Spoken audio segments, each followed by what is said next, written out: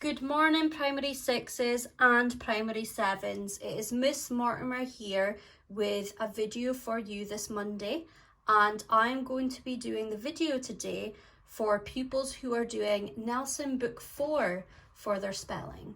So if you are in that group, then keep watching because I'm going to be going over your spellings in more detail and your tasks for this week. Please remember that we will be continuing with our normal spelling routine. So today on Monday, you are issued with your list of spelling words that you will need to practice throughout the week.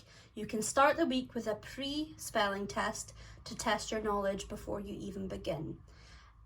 You will then have to complete a Nelson page related to that words that correspond with that. So you'll be issued that through your assignments today. It is then up to you to make sure you practice your spellings throughout the week with different activities and tasks that have been set to you by your teachers. And then make sure you're prepared for your Friday test, where you will be tested on your words, which you need to then send to your teachers. Take a picture or a video of you doing your spelling test to send to your teachers, and we can see how you're getting on with your spellings at home. So for Book 4, Unit 17 this week, we are doing the IGH spelling pattern, which creates an I sound. And I'm sure by the time you're on Book 4, you are more than capable of stating lots of words that have the I sound, but we're also going to challenge ourselves by including words that have the I sound but have extra suffixes added onto them today, and that is certainly the focus of your spelling work and task in your Nelson unit today. So in front of us just now we have the list of words that are also on your Nelson Unit 17, but I've written them out here, and you might have noticed that I have underlined the I in each word because it's important to remind ourselves that that is the pattern that we're practicing this week. So we're just going to read the words that have been grouped for us. We have high, higher, height, side, sighing, mighty, mightily, tighten, lightning, flight, righteous, brightly, and frightening. Usually it is a good starting point, if you haven't already done a pre-test with these words, to practice writing these words out in a list. Sometimes in class we might do it 3 times to repeat the spellings to make sure we're getting them right. Another good starting point for you might be to check any definitions of words that you're not sure of.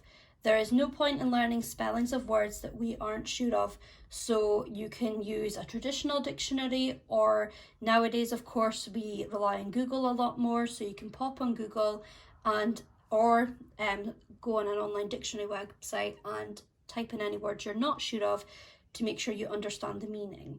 You can also ask someone at home to maybe help you with the meaning of a word, or as always, your teachers are there every day to help you, so feel free to also post a message on Teams asking them. So looking at your Nelson task for today, on the focus, for Focus A, we are looking at the picture clues and we are writing or matching an I word for each picture clue that corresponds with our list previously given, or to the side of your Nelson page. So that's usually quite a straightforward task. I've not shown you a demonstration of that here. You're matching the pictures to one of the words you have been given. There are sometimes more than one that will match, or I can understand why you would think that. But sometimes it is pretty clear. For example, I can see the first picture is of a lightning bolt, and we only have one word that can correspond to that, which would be lightning. But if you're unsure about any of the words, again, just ask your teacher. What I'm going to demonstrate for you is our second task for the Focus B, as you can see on my board here, where we have been asked to copy all the keywords into your book, carefully underline the suffix or suffixes in each word, put a small X next to those that don't have a suffix. So I mentioned a moment ago about suffixes, and those being groups of letters that are added on to the end of words. You start a word with a root word. So for example, at this side, you would see the root word is high, and we have added on suffixes to those words. There is a slight difference in spellings when we speak about height. As you can see, we've added an E into the high word, but the root word is still high. There are sometimes exceptions. And we've also got another example here. Although our root word has not been one of the keywords given today, maybe you can spot the root word that would be here. If you haven't already done it, I'm going to spoil it for you. Our root word for sighed and sighing will be sigh. So the root word is almost comes from the word root, obviously a plant, it grows from the roots. So if you imagine the word sigh and all the words that can grow from there, sigh is the root word, and we add on suffixes. We're not covering this today, but you may also be thinking sometimes we add on words to the beginning, such as prefixes. In fact, we are going to cover a little bit of that in our extra. Apologies, we are going to do a bit of that. But right now we just have words with suffixes. Sometimes we can add on groups of letters at the beginning, which will create prefixes, but you'll see more of that later. So I have not written down all the spelling words because I'm just doing a quick demonstration. You'll need to complete the rest on your own, but I am going to complete the task to underline the suffixes in each word, or if they do not have a suffix, I am going to put a small X next to that word. So you can now see that I have completed my task and underlined the suffixes that have been provided for us in the selection of words. We have high, of course, which is our root word. It does not have a suffix added onto it, so I've done a small X next to it to indicate that it doesn't have any suffixes added. Higher, of course, has ER added to the end, making higher. Height, I've underlined the T because we have made the word height. Side, we've underlined the ED suffix because it makes a new word, side. It would have been sigh is the root word, and then side.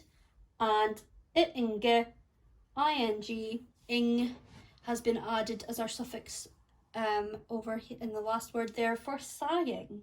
And these are common suffixes that pupils should be aware of. So if you're watching this, you might have been a little bit confused to begin with what a suffix was. I'm sure now you're looking, it seems pretty clear what a suffix is, and you probably recognise some of these suffixes in the past. So now we are ready to complete the extra in our Nelson book, and you might already have seen, or you can see now, that we are continuing to look at suffixes whilst also adding some prefixes, which are suffixes are groups of words and groups of letters, added to the ending of words to change the meaning, and prefixes do the same thing. They are letters added to the beginning of words to change the meaning. And you can see some examples here. These are the same examples that have been provided in your Nelson task for today. I will read the task for you. So root words with IGH can often have prefixes or suffixes added to them. Make a list of the words that can be made from these root words. The first one is done to help you, and we have it here on our board here. So the root word that we've been given for number 1 is light. So these are all the examples that Nelson has given us of words we can make whilst adding prefixes and suffixes, which I have underlined in red for you, to make new words, basically. Now, you might notice that some words have very simple prefixes and suffixes added on. So we know that we can add an S, which means more than one, light, lights. We've already came across ing today, so lighting. We've got lighter, lighten. And then our last couple of words here or slightly trickier words that we may not have came up with straight away. So we've got one with a prefix, enlighten. So it's similar to lighten, but we've got enlighten, to enlighten someone or to enlighten something. We've got lightening, which is usually to do with lights, the lightening in your house, or the difference between dark and light, lightening of a picture or something. And then we've got lightning, which I have done separately because we've got that ing there, but obviously adding the n makes it actually the lightning that comes from the sky. And that root word would also be light because it's named after the brightness that it gives off, which we know as light. So your task is to complete the same thing for 1, 2, 3, 4, 5, 6 words given to you, which are bright, fright, high, might, right, and sight. Adding prefixes and suffixes to create new words. Now, for a little bit of help with this, you of course have your list of keywords. You might already be thinking one of the words that I gave you just now was high, and we know some words that have suffixes added onto that because we've already spoken about that today. So definitely using the textbook to help you would be a starting point. There might be other words that you can think of at the top of your head. For example, adding ing or adding s is very common. So sights, sighting, rights. But you have to be careful because sometimes we might need to double check words that we're coming up with. Are they really words? So for example, we could have inciting, we could have frighter. So I would recommend having a dictionary or an online dictionary handy, not only to help you with coming up with new words, but also to make sure the words that you're coming up with are correct words. So finally, we have made it to our extension task in our Nelson book today. Now, for your extension task, you have been given 4 questions, and we are given the instruction to use a dictionary to help you answer these questions and to write a sentence for each answer. So that means it shouldn't be a quick noted 1, 2 or 3 word answer. You should be writing a full proper sentence for your answer. I'm just going to verbally read these questions, but I would like to point out, if you had completed the suggested activity at the beginning of using a dictionary to look up the meaning of your words, then you'll probably find this section of your activity today much easier. So for question 1, and I did already mention this previously in the video, what's the difference in meaning between lightning and lightening? So you will need to write a sentence explaining the difference between lightning and lightening. I'm not going to give any more clues. I'll leave it up to you to write the difference in the meaning. Number 2, what does enlighten mean? I did briefly mention this, but you may want to double check a more accurate meaning by looking up in a dictionary, or perhaps you feel you already know the meaning of enlighten. Number 3, when would you use the word mightier, and when would you use the word mightiest? So you're explaining when you would use those 2 different words. So for a sentence for that, you would start by saying, I would use the word mightier, and I would use the word mightiest when, or you could say, however, I would use the word mightiest when, because you're comparing the 2.